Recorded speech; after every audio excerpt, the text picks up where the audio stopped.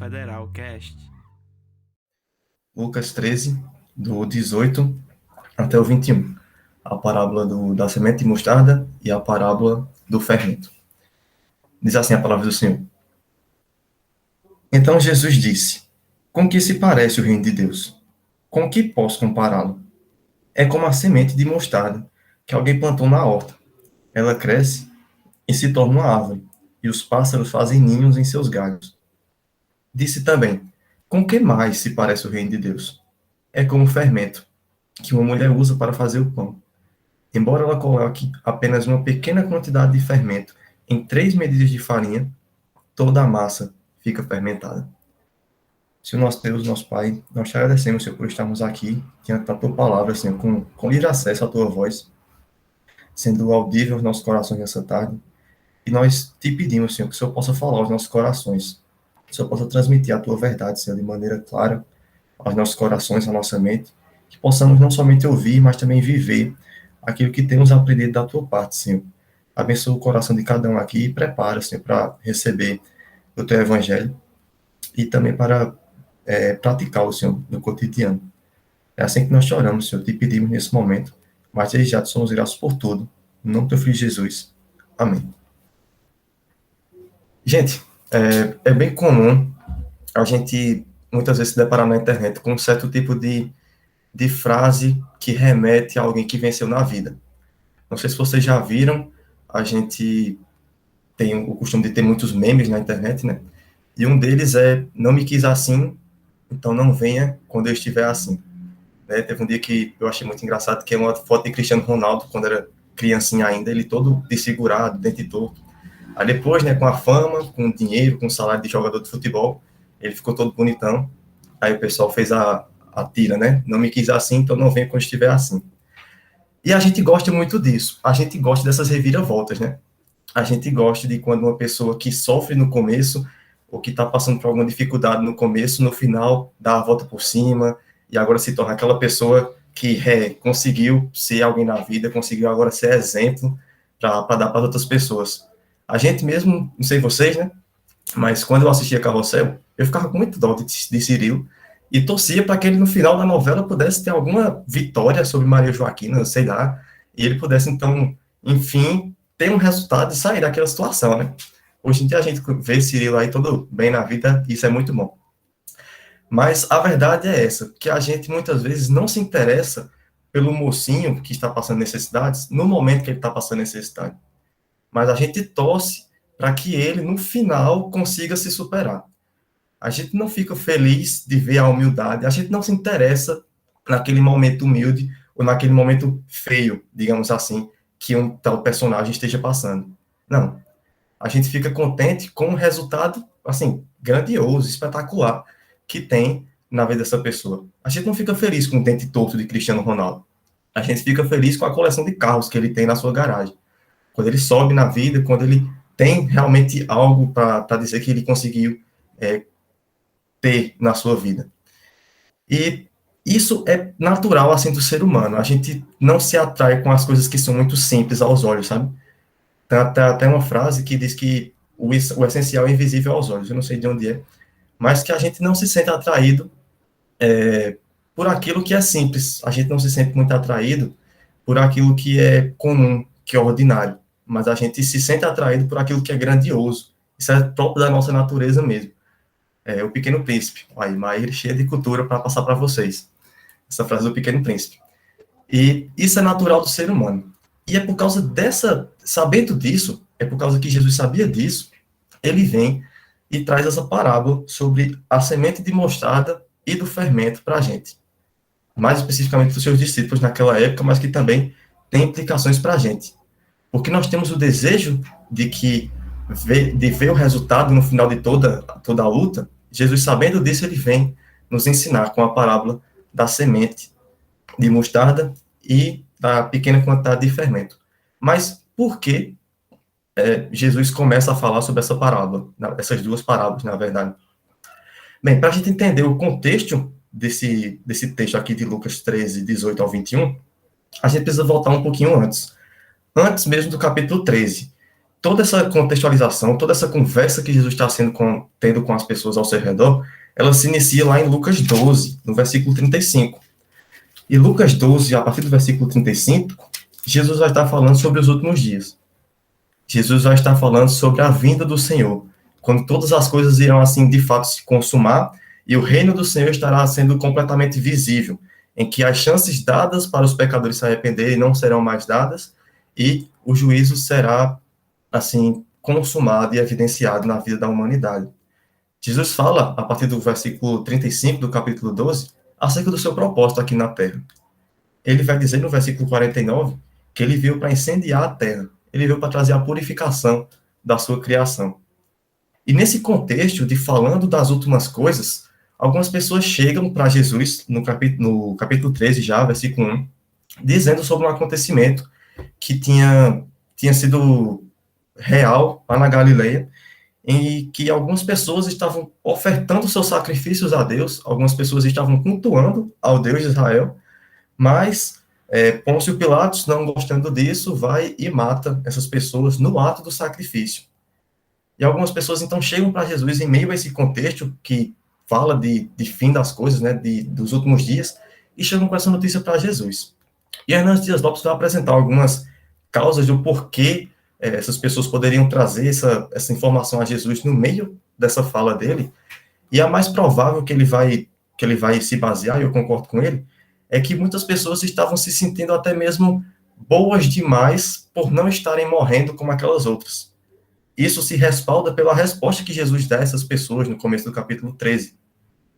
Jesus vai dizer no versículo 2, vocês pensam que esses galileus eram mais pecadores que todos os outros da Galileia? Ou aqueles outros 18 que morreram esmagados pela torre de Siloé que desabou? Vocês acham que eles eram mais pecadores que vocês? Porque eles morreram e vocês não?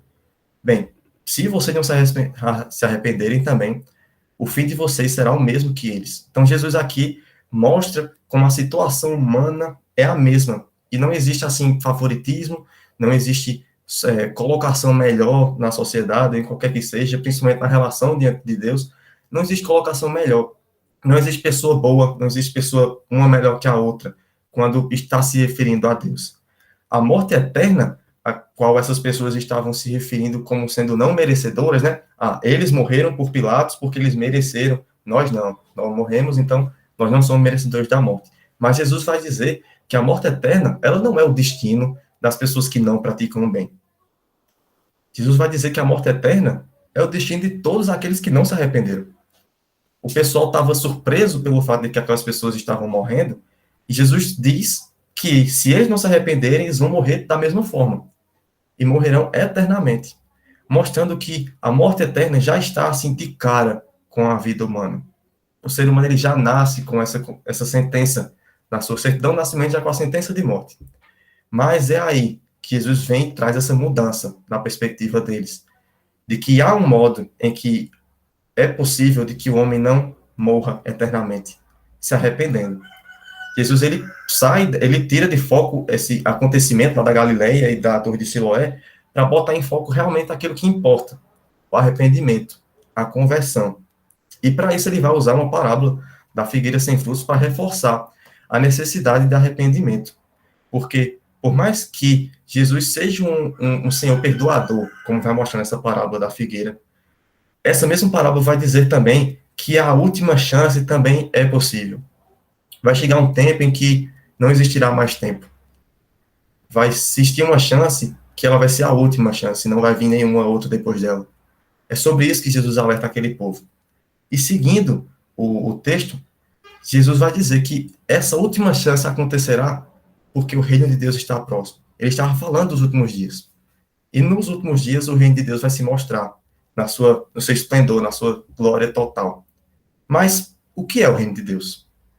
Jesus estava falando sobre o reino de Deus com aquelas pessoas, dizendo que elas precisam se arrepender enquanto é tempo, para que elas possam então ingressar no reino de Deus, mas o que é esse reino? Cadê? Onde é que eu posso ver? Será que o Senhor já trouxe com o Senhor aí? Ou a gente vai ter que esperar alguma coisa? O que é? Tendo isso em mente, Jesus, então, ele traz mais duas parábolas com o mesmo sentido, para expressar a mesma coisa. Essa mesma coisa é o reino. E a partir dessas duas parábolas que Jesus vai ensinar para os seus discípulos e para as pessoas que estão ali por perto, a gente vai ver aqui dois aspectos do reino pregado por Jesus. Cada aspecto ensinado por uma das parábolas. A gente vai ver um aspecto com a parábola da semente de mostarda e outro aspecto do reino de Deus a partir da parábola do fermento. E o primeiro aspecto, meus irmãos, que eu queria tratar com vocês nessa tarde, é sobre a magnitude do reino de Deus. Assim, a grandeza do reino de Deus, a glória do reino que Jesus está pregando. Esse aspecto está nos versículos 18 e 19, que é quando Jesus vai comparar o reino de Deus com a semente de mostarda. Mas é interessante a gente observar qual o contexto imediato dessa parábola. A gente viu o contexto assim mais amplo, desde o capítulo 12, versículo 35, de como estava caminhando a conversa que Jesus estava tendo com seus discípulos, mas acontece alguma coisa que é muito importante para quando Jesus começa a falar do reino de Deus e compará-lo com a semente de mostarda. Existe um cenário assim imediato e que dá a margem sim para Jesus falar e comparar o reino de Deus com a semente de mostarda. O mestre, ele acabou de realizar, ele tinha acabado de realizar uma cura em uma mulher que havia 18 anos que estava enferma. E não era qualquer tipo de enfermidade. Ela andava encurvada porque um espírito maligno tinha possuído o corpo dela. E Jesus, estando na sinagoga, essa mulher chega até ele, e Jesus, então, se compadecendo daquela mulher, ele vai e a cura. Mas esse fato que deveria ser uma coisa assim grandiosa e extremamente contente, alegre para aqueles que estiveram presentes, acaba não sendo tão verdade para o chefe daquela sinagoga. Ele olha para aquela situação, ele vê a mulher sendo curada, enquanto todo mundo está ficando feliz, ele, opa, é sábado. Como é que pode? O senhor está realizando trabalho no dia de sábado. Então ele se vira para o pessoal e fala, gente, vocês têm 6 dias na semana, não venham procurar ser curados no sábado, porque não pode exercer trabalho no sábado. Então, Jesus imediatamente solta um brado assim, chama ele de hipócrita. Você trabalha tanto no sábado, você desamarra o boi para levar para tomar água, você faz tantas atividades no sábado. Será que eu não vou poder libertar essa mulher de uma doença? E mais ainda, libertá-la de um espírito maligno que está afligindo a vida dela? Diante disso, os adversários de Jesus, né, no versículo 17, ficaram envergonhados com isso, mas as outras pessoas estavam contentes pelo que havia acontecido. Poderia ser que algumas pessoas estavam contentes só pela cura, outras pessoas estavam de fato contentes pela vida de Jesus estar ali junto com eles, mas o fato é, pessoas estavam felizes com a obra que Jesus estava realizando naquele momento. Esse é o ponto aqui. Jesus vê então que mais pessoas estão conhecendo, mais pessoas estão tomando conhecimento e se alegrando com o avanço do reino de Deus. Por causa disso, Jesus então vai dizer, então como que eu posso comparar o reino de Deus? E ele vai comparar então com a semente de mostarda. Jesus, ele prontamente repreende essa hipocrisia que o chefe da sinagoga fez, mas ele também, de cara, já traz essa comparação do reino de Deus, para que aquelas pessoas pudessem então entender que tudo aquilo que estava acontecendo já era, assim, o caminho que o reino de Deus deveria tomar até o dia da sua consumação. Mas note também o modo como Jesus vai explicar sobre o reino de Deus. Isso é muito interessante porque Jesus não chega com um sermão assim gigantesco, tentando trazer vários detalhes sobre como é o reino de Deus, tentando fazer com que o pessoal imaginasse como são as ruas do reino, como é, se o reino é democrático, se não é, como é que é a monarquia, ou não sei, como é que é a organização do reino. Jesus não vem com nada disso. Ele não vem com uma definição, uma explicação assim teórica do que é o reino de Deus. Ele vem com uma comparação. Porque uma comparação é fácil da gente entender. Quando a gente vai tentar falar de uma pessoa para um amigo, que esse amigo não conhece a pessoa, a gente não vai tentar descrevê-la com detalhes. Mas a gente geralmente diz com que ela se parece para que, quando esse amigo a ver, poder associá-la com a comparação que a gente fez. Então, Jesus vai trazer essa mesma ideia para explicar sobre como é o reino de Deus, com uma comparação. E a primeira comparação é com um grão de mostarda. Não sei se vocês já viram um grão de mostarda na realidade, possivelmente já pode ter visto o grão, mas eu particularmente não tinha visto a árvore. Isso, a árvore, não é um arbusto do grão de mostarda, ela vira uma árvore. Eu fui pesquisar na internet, e assim, é uma árvore grande, gente, é bem grande mesmo. Os estudiosos dizem que ela chega a 3 metros, dependendo da região, pode chegar até 4,5 metros. E assim, a semente é minúscula. A semente é a menor das sementes que são usadas na plantação de alguma coisa. Mas que quando ela brota, quando ela germina, depois do seu devido tempo, ela fica gigantesca, muito maior do que qualquer outra hortaliça que possa ser plantada. Mas é interessante aqui também que Lucas não vai se deter no tamanho da semente, como os outros apóstolos faziam. Quando a gente vai lá para Mateus, no capítulo 13 também, no versículo 32, Mateus vai ressaltar o tamanho da semente. Ele vai dizer que o reino de Deus se parece com uma semente de mostarda, que é a menor das sementes. Mateus vai enfatizar que a semente da mostarda é a menor, mas Lucas não. Lucas vai dizer que só parece com um grão de mostarda que alguém plantou e só, e depois já vira uma árvore. Lucas não está preocupado no tamanho da semente. Lucas está preocupado no tamanho do resultado da semente. O foco de Lucas aqui é diferente. Ele aponta para o resultado da plantação do grão. Não para a plantação em si, mas para o resultado desse ato, que é uma árvore gigantesca, que abriga vários pássaros na sua estrutura. Mas o que é que tem de tão especial no grão de mostarda para que o nosso mestre faça a comparação de um reino tão glorioso com isso? Bem, o grão de mostarda em si, nada. Ele não tem nada assim de tão especial que faça com que o reino seja comparável a esse grão. Mas o resultado da plantação desse grão, aí sim, existe grandiosidade. E é sobre essa grandiosidade, esse é o fato que leva a relação com o reino de Deus. Ninguém daria nada pelo grão da semente da mostarda. Ninguém daria nada pelo grãozinho minúsculo de mostarda que seria plantado. Mas as pessoas que estavam ali por perto, elas iriam gostar muito da sombra providenciada por uma árvore de mostarda. O pessoal poderia não dar muita importância, muita significância a um pequeno grão, mas estaria muito feliz desfrutando dos resultados daquele grão depois de anos de crescimento. E esse é o sentido do reino de Deus, meus irmãos. Esse é o ponto que Jesus usa para exemplificar como o reino se organiza, como o reino se assemelha com o desenvolvimento do reino de Deus. Ninguém dá o devido valor ao reino de Deus enquanto ele ainda não se apresenta da maneira esplendorosa que ele realmente é. Ninguém, assim, se surpreende com o reino de Deus no modo como ele foi iniciado. Gente, os judeus até hoje esperam que Jesus venha com a sua glória, porque eles esperam um rei que vai trazer liberdade política para Israel. Eles esperam um reinado, assim, grandioso aqui na terra. Eles não se importam muito quando o reinado ele se inicia com Jesus e 12 seguidores. Isso é muito pouco. Isso é muito, assim, fraco. Isso é muito insignificante para as pessoas.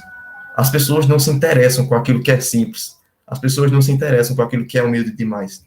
As pessoas se interessam por aquilo que é resultado. As pessoas se interessam com aquilo que é grandioso. Mas, assim como o grão de mostarda começa bem pequenininho e vai ter um fim glorioso, assim também é o reino de Deus.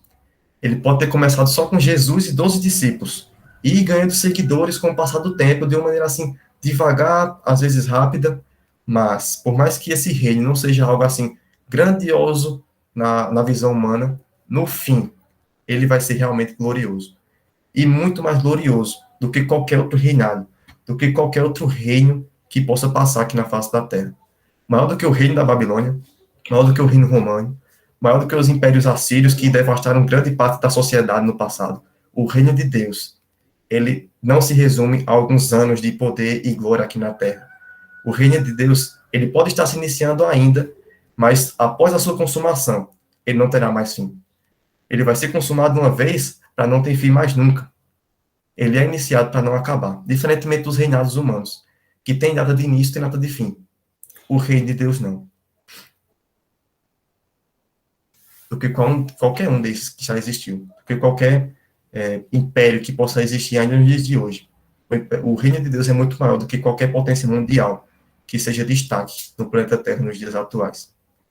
E o melhor de tudo, esse reino de Deus, ele tem espaço para todos os tipos de pessoas. Esse reino de Deus não é como os reinos dos homens, que levantam muros, fazendo uma segregação entre os membros e os súditos desse reino, são diferentes dos súditos de outro reino.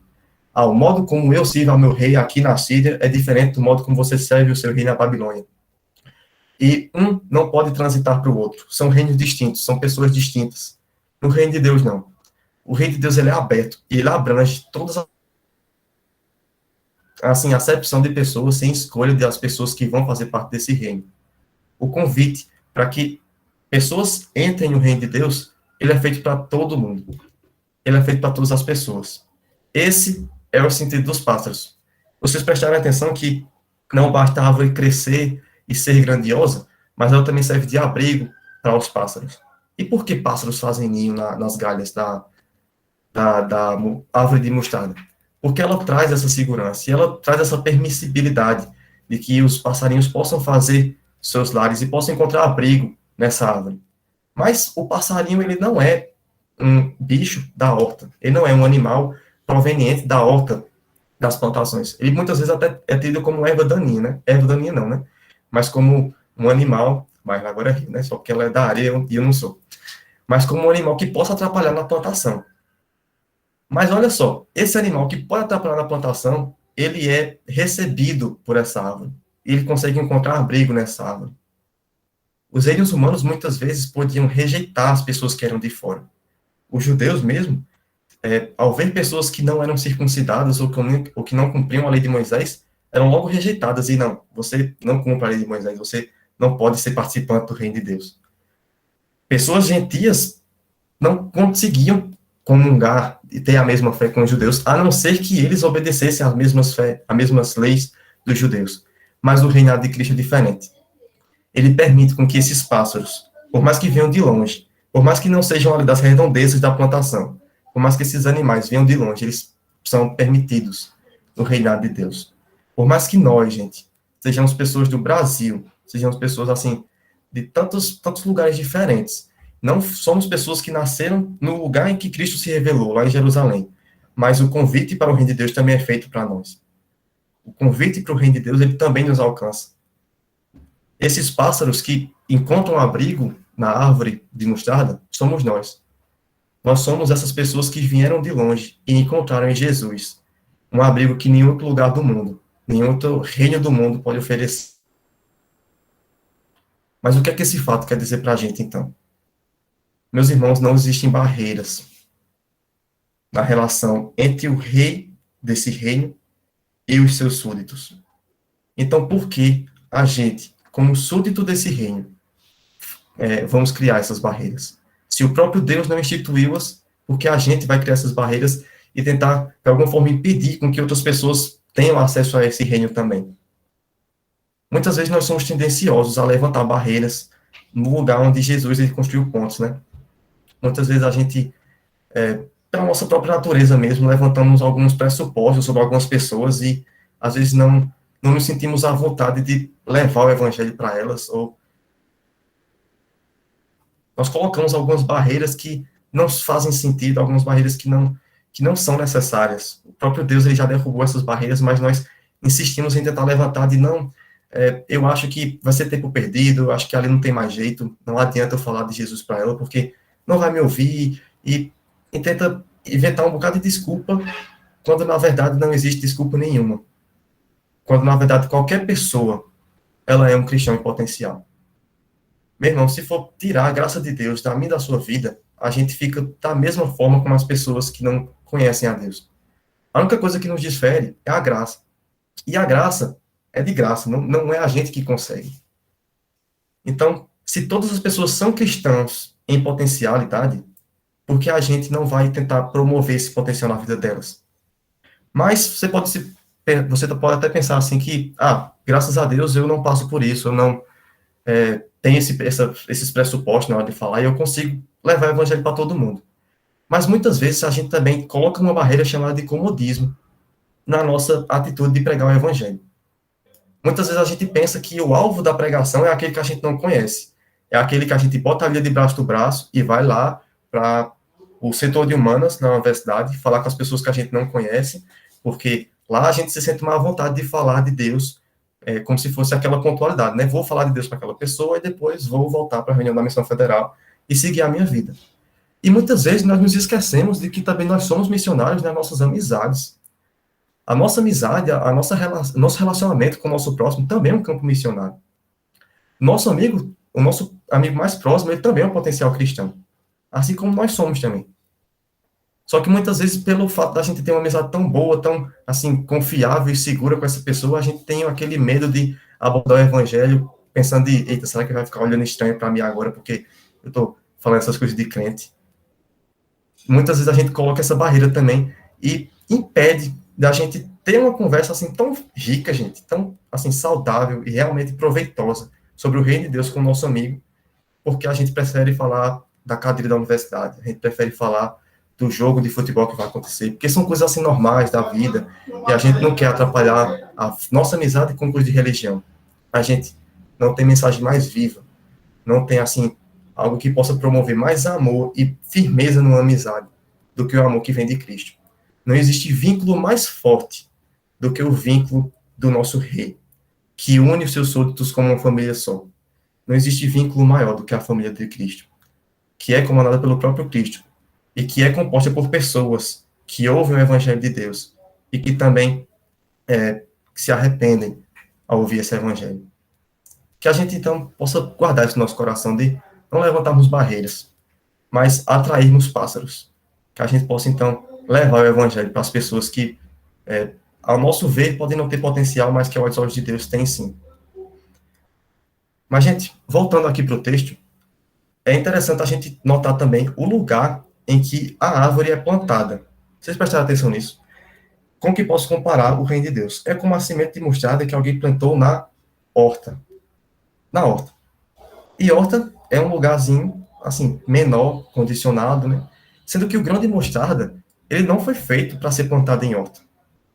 Se você for abrir lá em Mateus 13, que é onde tem essa mesma parábola, só que contada agora pelos olhos de Mateus, Jesus vai contar essa parábola, dizendo que o grão de mostarda foi plantado num campo. Porque para uma árvore de 4 metros se desenvolver, do que uma pequena horta. Então, olha só que interessante. A semente de mostarda, ela é plantada num campo, porque ela não se acomoda em um lugar muito pequeno. Ela não se acomoda em um lugar, assim, restringido. E no campo, o campo é livre, o campo é exposto aos cuidados da natureza. Ou melhor dizendo, o campo é exposto aos cuidados do próprio Deus que fez a natureza. Enquanto a horta não. Na horta, o ambiente é condicionado pela boa ou má administração humana. A temperatura do ambiente, a irrigação frequente daquele local, a adubação da terra, todas essas coisas são condicionadas pela ação humana. Mas uma mostarda, ela não cabe numa horta. Uma mostarda, ela não se condiciona à administração de uma pessoa. Meus irmãos, o reino de Deus, ele não se comporta, ele não é comportado por administração humana. O reino de Deus, ele não consegue ser, assim, restringido a uma religiosidade ou a um legalismo exacerbado das leis de Deus. O reino de Deus, ele não consegue ser limitado. O reino de Deus é livre. O reino de Deus é daquilo, do modo como Deus mesmo impõe, e não como as pessoas tentam dizer que o reino de Deus é. Muitas vezes as pessoas tentam explicar o reino de Deus e, para isso, ensinam várias regras, vários modos como você tem que se portar para poder se aproximar do reino. Mas, muitas vezes, essas regras não são aquilo que realmente expressam o que o reino de Deus é. As religiões humanas, elas impõem muitas regras para que os pecadores possam fazer parte desse segmento religioso e possam se aproximar de Deus, bem entre aspas mesmo. Mas a salvação de Cristo e o reino de Deus é disponível para todo mundo. Note a diferença do pensamento daquele chefe da sinagoga para o pensamento de Jesus. O chefe da sinagoga trouxe reprovação. Para o chefe da sinagoga, aquela mulher ter sido liberta de um espírito maligno não foi nada bom. Foi num dia de sábado. O que é isso? Regra. Ele estava tão preocupado em seguir a regra, seguir aquela espiritualidade de que, não, tem que seguir tudo certinho, tudo na risca, de que a salvação não pode ser promovida assim. A salvação tem que ser promovida diante das regras, porque sem regras não tem salvação. Quando Cristo vem e mostra que, na verdade, é sem Cristo que não tem salvação. As regras são um sistema, assim, falho, bem falho mesmo, humano, que tenta levar as pessoas para Deus. Mas esse sistema é tão falho que se fez necessário que Cristo descesse do céu e viesse até a terra para poder religar, de fato, os homens com Deus. Religiosidade nenhuma seria capaz de fazer isso. Ritualismo nenhum é capaz de religar o homem a Deus. Jesus, ele promoveu a salvação da mulher, quando os homens queriam promover legalismo. Isso se assemelha bastante a uma passagem lá em Marcos 2, versículos 16 e 17, que diz assim, os escribas, os fariseus, vendo comer em companhia dos pecadores e publicanos, perguntavam aos discípulos dele, Jesus, por que come e bebe com os publicanos e pecadores? E tendo Jesus ouvido isto, ele respondeu, os sãos não precisam de médico, e sim os doentes. Eu não vim chamar justos, e sim pecadores ao arrependimento. Esse é o público-alvo de Jesus. Não são aquelas pessoas que cumprem toda a lei, que estão visualmente nos trinques, que estão totalmente certas. Não, Jesus veio justamente para aquelas pessoas que não conseguem, que estão sujas. Porque ritualismo nenhum, legalismo nenhum, trará limpeza para essas pessoas, mas tão somente a ação de Cristo. Foi para essas pessoas que Cristo veio. Enquanto para essas pessoas o legalismo constrói barreiras, para essas pessoas foi para quem Cristo construiu as pontes. Essas pessoas são aquelas que encontram um abrigo seguro em Deus. Essas pessoas são aquelas que encontram abrigo seguro no reino dos céus. Isso vai ser aplicável, gente, em nossa conduta. Esse entendimento vai se tornar aplicável em nossa conduta. A gente vai conseguir se comportar como um súdito desse reino quando nós formos como o rei desse reino. Humildes. Quando a gente tiver humildade no nosso coração, assim como o reino de Deus foi implementado de maneira humilde, a gente vai conseguir, então, não ficar preocupado em bancar uma espiritualidade gigantesca, em se mostrar como o intocável, se mostrar como o santo de Deus. Mas o dono desse reino, ele construiu tudo isso em humildade. E é nessa mesma humildade que ele requer que os seus súditos vivam. É assim que ele requer que os seus súditos andem. Não uma espiritualidade forçada, mas numa liberdade em Cristo. Uma liberdade de fato e de proximidade com Deus. Assim como o reino de Deus é humilde e um dia se tornará glorioso, nós, súditos desse reino, andemos de forma humilde, para que um dia Deus então assim nos glorifique, assim como ele já nos prometeu, através da sua palavra.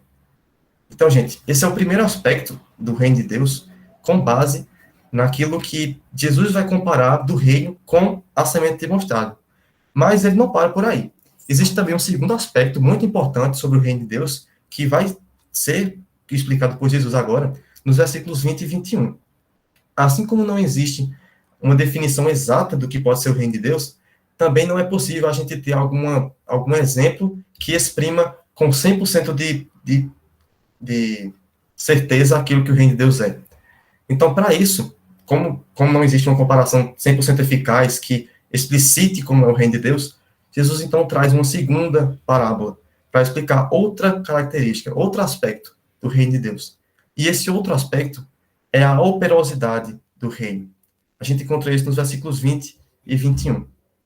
O mestre então traz mais essa ilustração para complementar a explicação do que o reino de Deus é. E agora ele vai comparar com um fermento. E perceba que não tem aparentemente nenhuma ligação entre a semente e o fermento. Mas note que a pequena quantidade de fermento colocada em muita massa, ela é tão perceptível quanto a semente de mostarda no meio de um campo. Uma pouca quantidade de fermento em 3 medidas de farinha, e gente, 3 medidas de farinha é muita farinha. Uma medida são mais ou menos 13 litros de farinha. Então, 3 medidas são 39 litros, o que dá aproximadamente 25 quilos. Imagina 25 quilos de farinha e você pegar uma pequena quantidade de fermento e colocar lá. É como você pegar uma agulha e jogar no meio de um agulheiro. Porque no palheiro você pode perceber a agulha, porque palha é diferente da agulha, né? Mas pega uma agulha e joga no meio de um bocado de outras agulhas e tenta achar essa agulha lá depois. Da mesma forma, pega um fermento branco, joga na farinha branca, mistura e depois tenta separar os grãos de fermento da farinha. Chega um momento que é imperceptível você olhar e dizer que tem fermento naquela massa.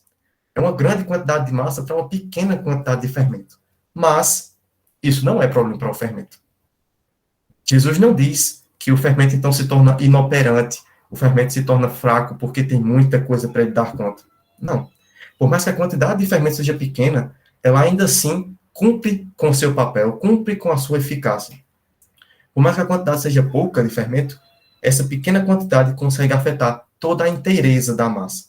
Todos esses 25 quilos de farinha são afetados por essa pequena quantidade de fermento. O fermento, quando colocado da maneira certa, ele é capaz, ele é eficaz naquilo que ele é designado. Mas, assim, tem que ser utilizado da maneira certa, né? Eu tenho uma pouca experiência na cozinha, né? Às vezes eu não sou muito treinado na cozinha.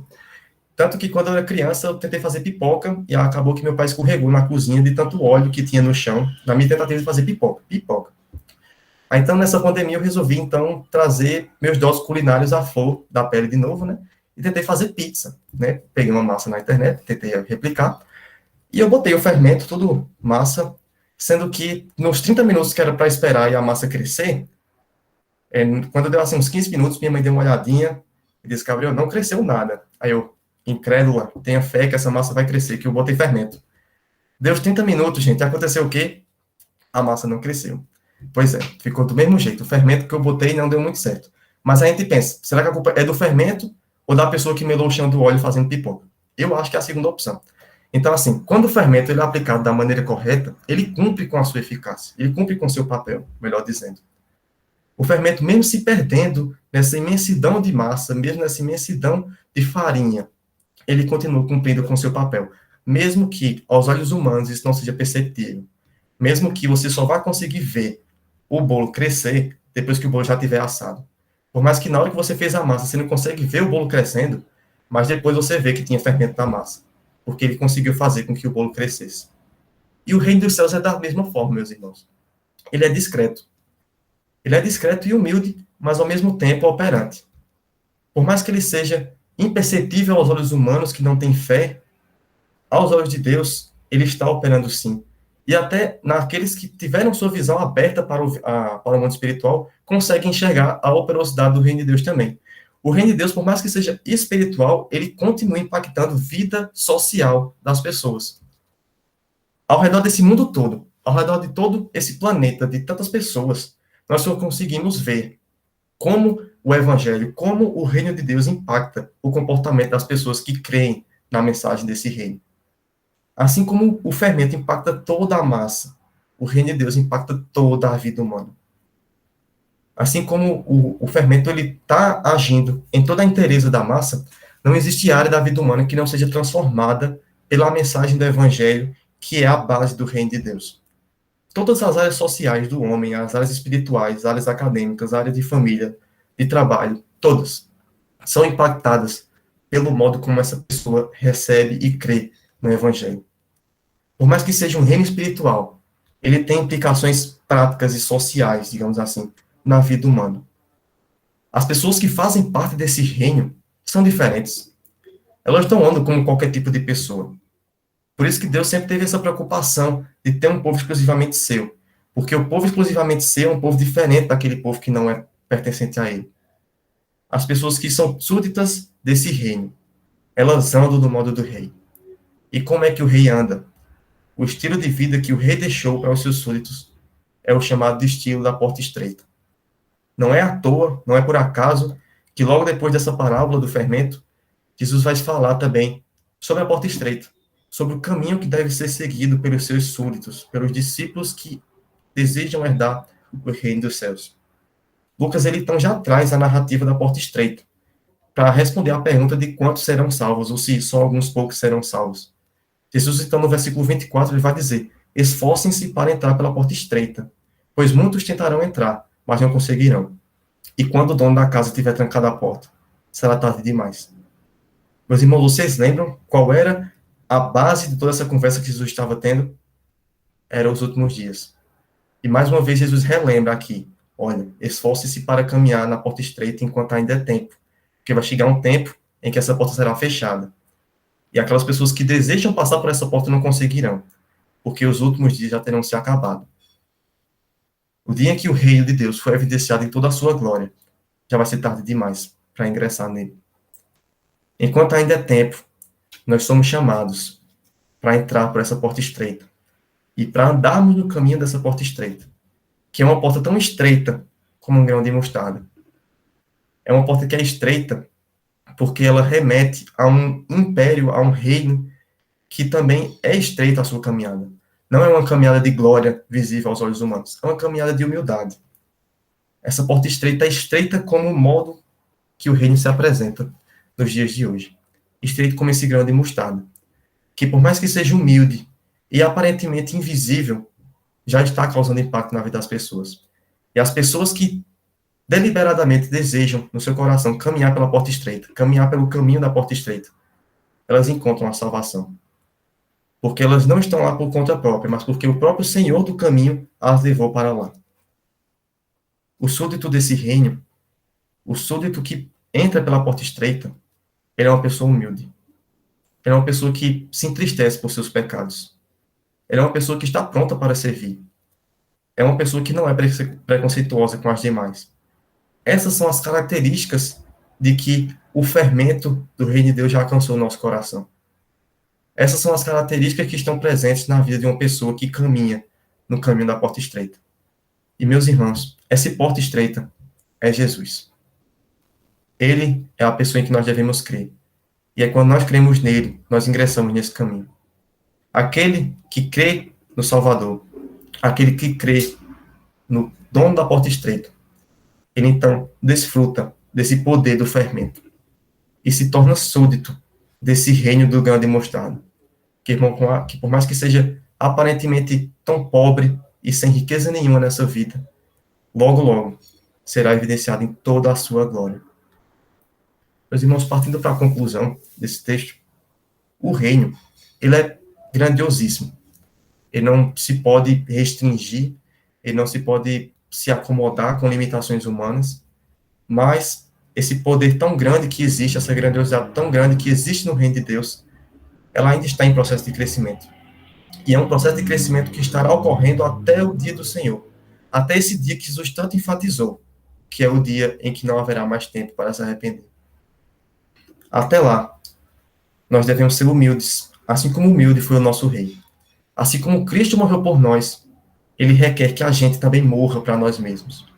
Não tenhamos os nossos interesses acima dos demais, mas tenhamos, então, o desejo de servir aos nossos irmãos em primeiro lugar na nossa vida. Porque quando a gente pensa assim, a gente não coloca barreira.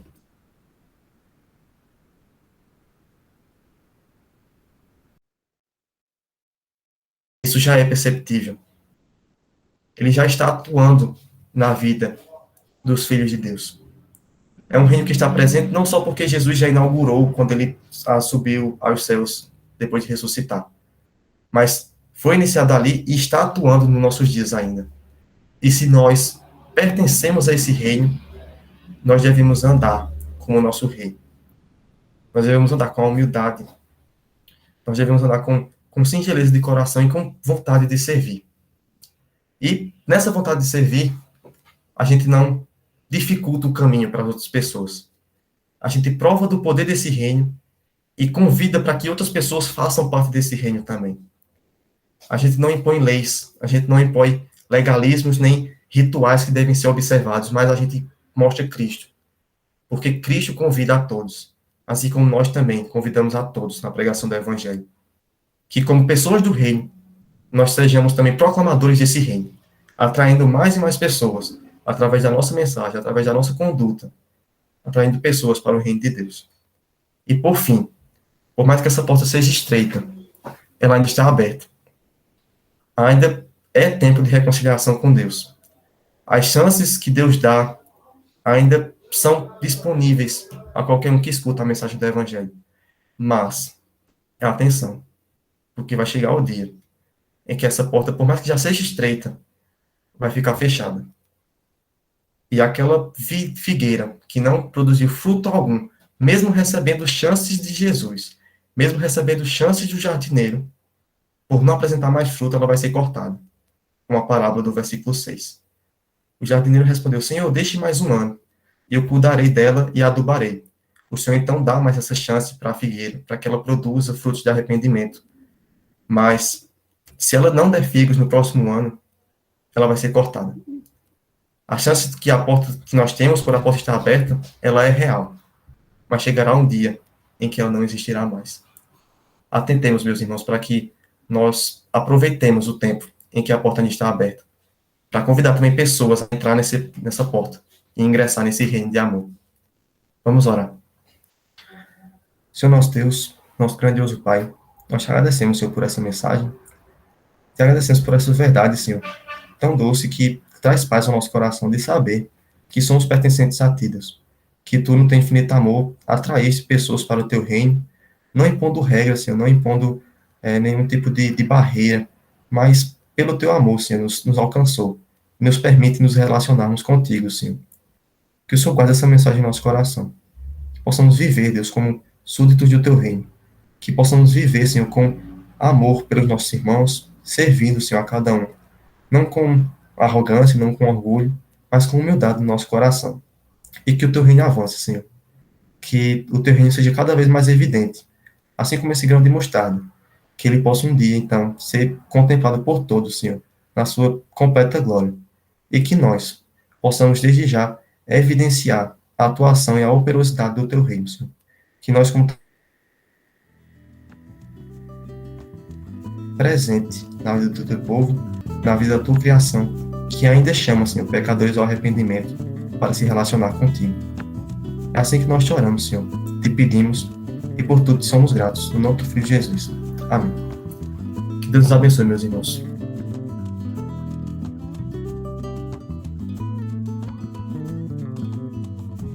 Cada membro, um missionário. Cada vida, uma missão.